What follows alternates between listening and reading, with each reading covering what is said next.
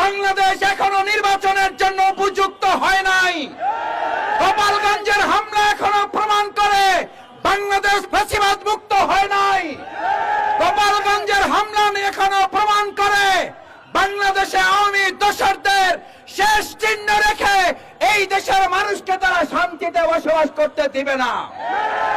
আমরা পরিষ্কার ঘোষণা করতে চাই, আমাদের ছাত্র জনতা জুলাইয়ের আগস্টের গণ অভ্যুত্থানে যারা একটি বিশেষ গুরুত্বপূর্ণ ভূমিকা পালন করেছে, সেই এনসিপির গণপদযাত্রা প্রশাসনের কর্তা ব্যক্তিদের সাথে সমন্বয় করেই তো এটা অনুষ্ঠিত হচ্ছিল।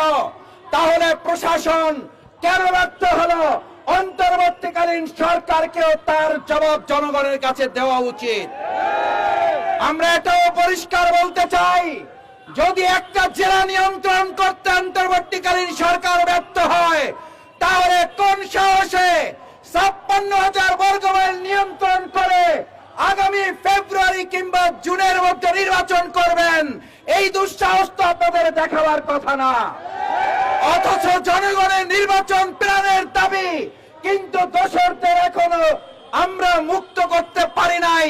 দোসরদের মুক্ত প্রশাসন আমরা করতে পারি নাই, দোসরদের মুক্ত বাংলাদেশ করতে পারি নাই।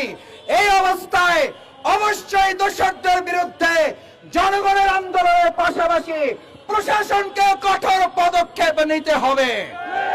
আমরা ছাত্র জনতাকে আহ্বান জানাতে চাই, এখন জনগণের মূল স্লোগান উঠেছে, ছাত্র জনতার মূল নিশানা ফ্যাসিবাদের শেষ ঠিকানা। ফ্যাসিবাদের শেষ ঠিকানা ছাত্র দলের মূল নিশানা।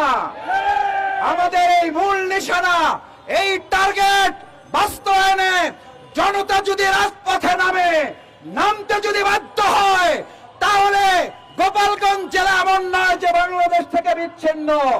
এটা দিল্লির কোন অংশ নয়, এটা আধিপত্যবাদের কোন অংশ নয়। ছাত্র জনতার রক্ত গড়া 56,000 বর্গমাইলের অংশ। সেই অংশ রক্ষায় জামাত ইসলামী ছাত্র শিবিরের যা যা করা দরকার সব করা হবে। প্রয়োজনে আবার রাজপথে নামা হবে। আপনারা কি সবাই রাজি আছেন?